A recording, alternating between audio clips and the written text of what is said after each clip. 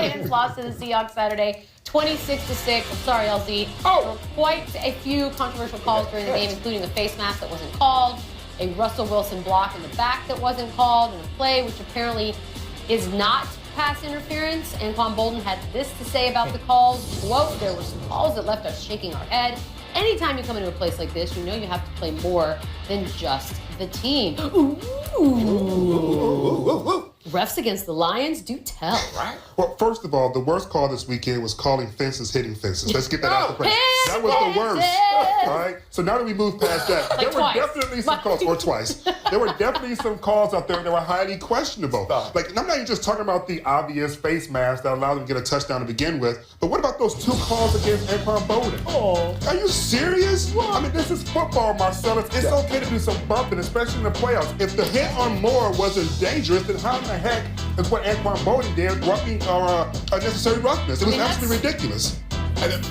It is a good point. It's not a good point. Except for it was a different game and different refs. And it's not a good point because this is what a loser fan sounds like. This is what a Lions fan would say right now. Look, you're a loser fan right now in the moment. And I've been there before on the field. You have no... That wasn't a face mask when I touchdown? Dude, you want to talk about getting hosed on the football field? Yeah, let's talk about it. All right. Was it a face mask? Example A.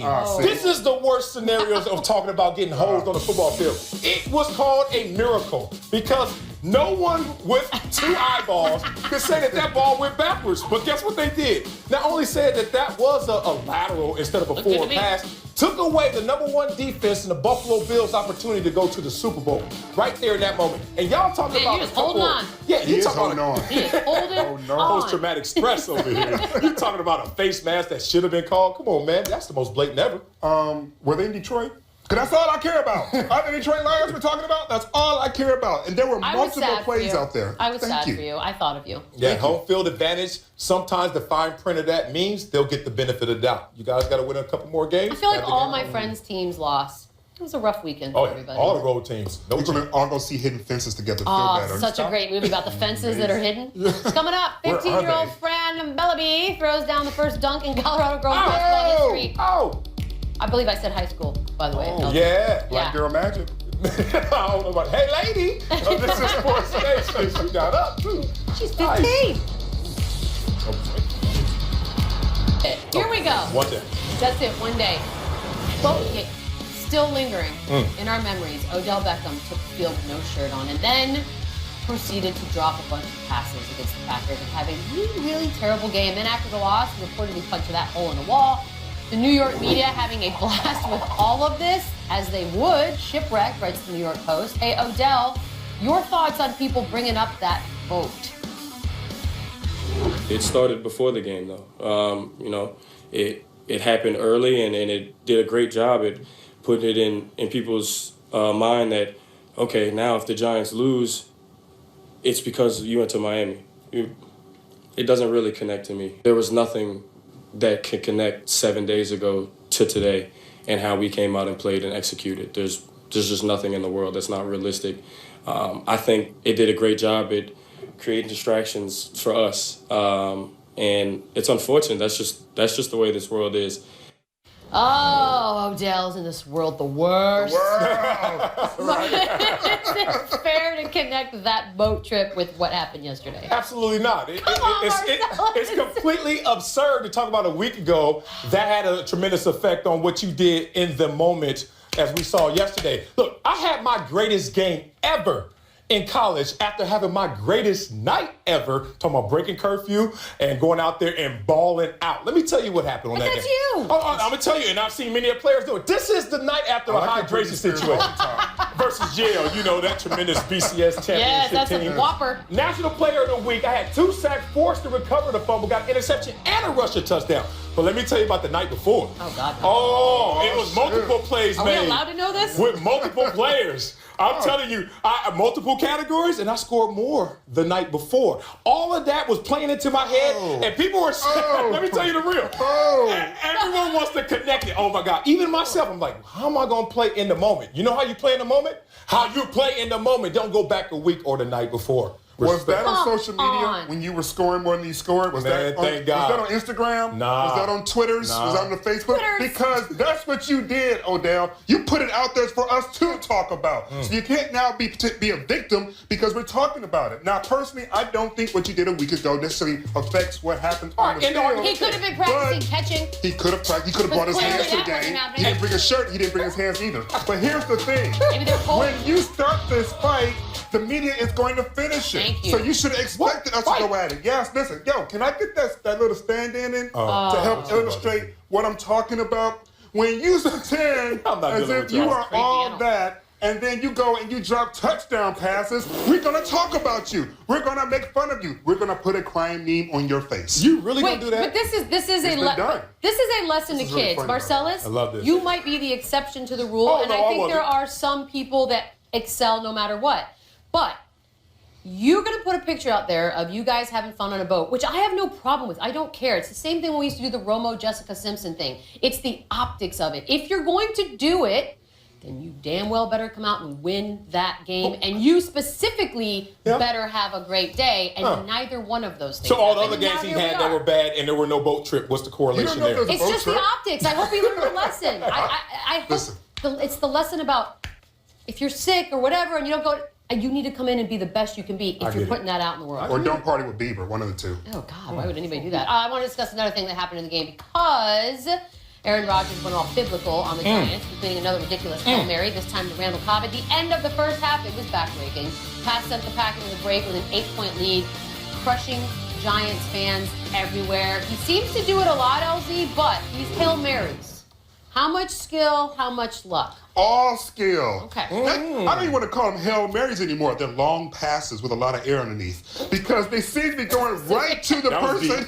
They seem to be going right to this receiver's hands. They're not being bobbed around by a bunch of different people. There's not even jostling happening. It's like a direct pass. It's a direct reception to his receiver. So I'm just going to start calling them long passes. Well, I'm going to call them A-bombs because you know what? They're not Hail Marys. This is a skill being manifested because a guy has figured out the art and the science of a Hail Mary play. You heard him talk about it post-game.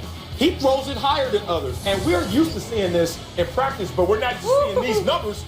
60% completion percentage on Hail Marys, while the rest of the entire league is at 18.8%. So you can call it luck all you want, but it's not that. It's a guy who throws it like a jugs machine. The jugs machine that throws it so high in the air, impossible to measure or judge where it lands. Except those Green Bay Packers, because they are used to it in practice. Teardrops. Long passes with lots of air underneath them. Yes. Got it.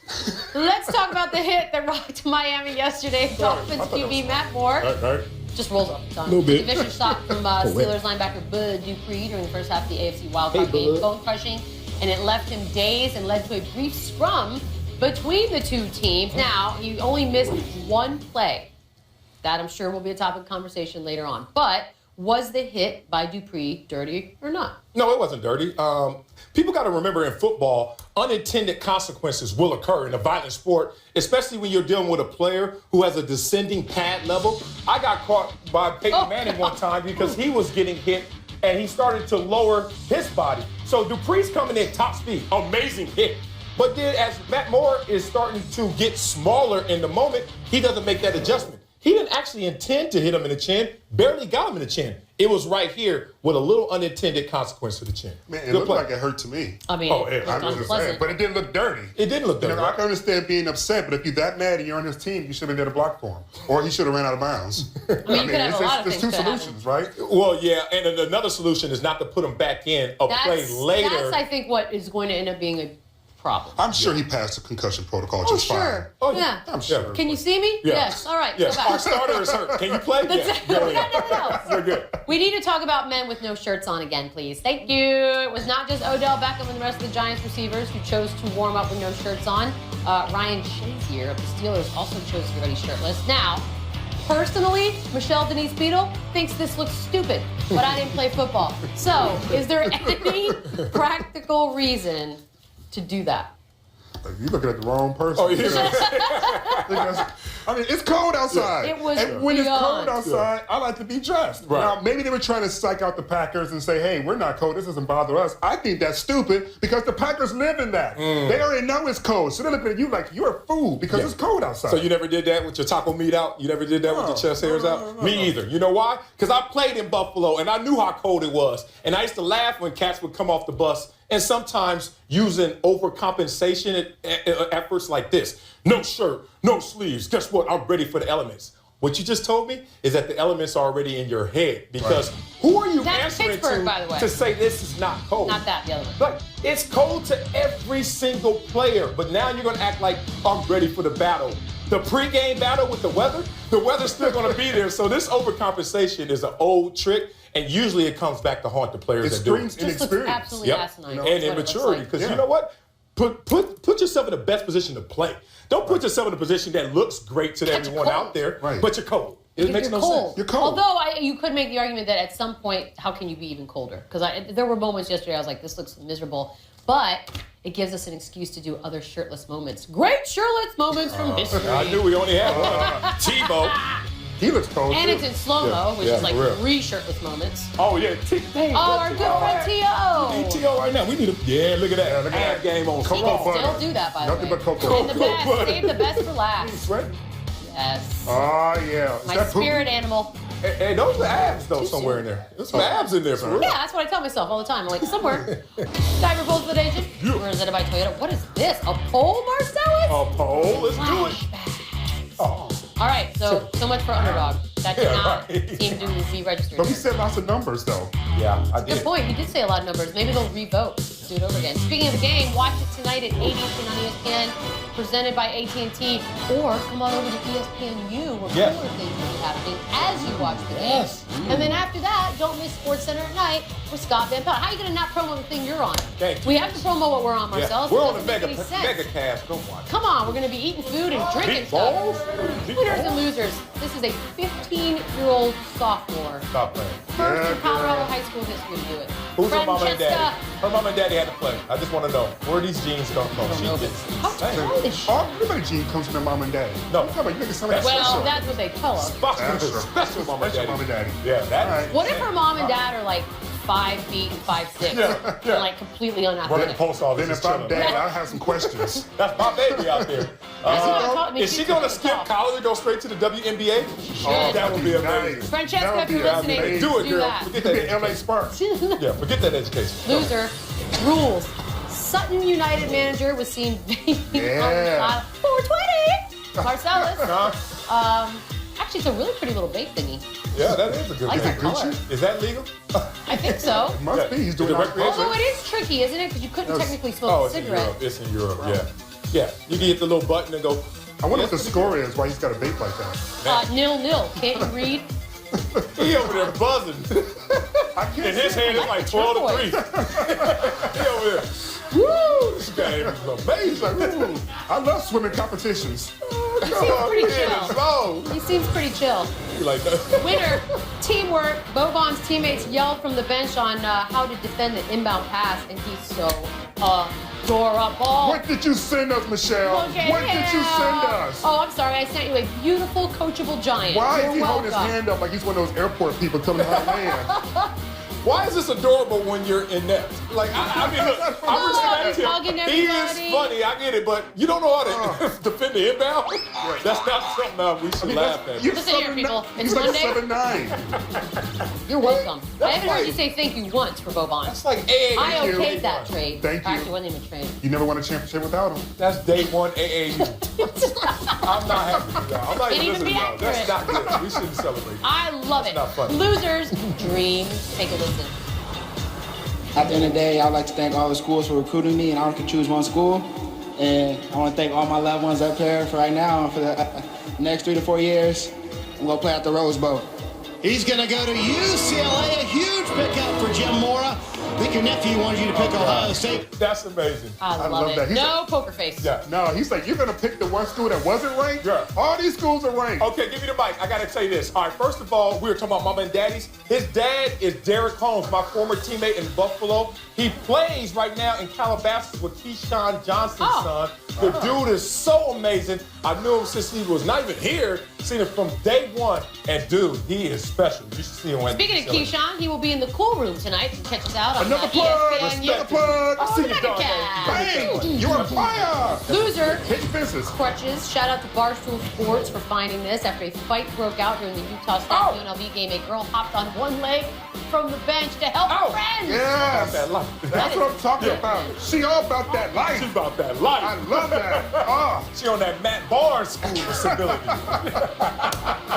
She in that Steve Smith Senior. She's like, whoop, whoop. Character playbook right By the there. way, that was not thought out. She Once you about get that. over there, like, kind of a liability. But you have seen healthy dudes waiting for somebody to hold them back. She's like, oh, no, let me go. Let me bring go. your crutch at least. Right, exactly. Not She thought grabbed out the at all. Vaseline, she ready. That's going to do it for us from LA. We'll see you tomorrow.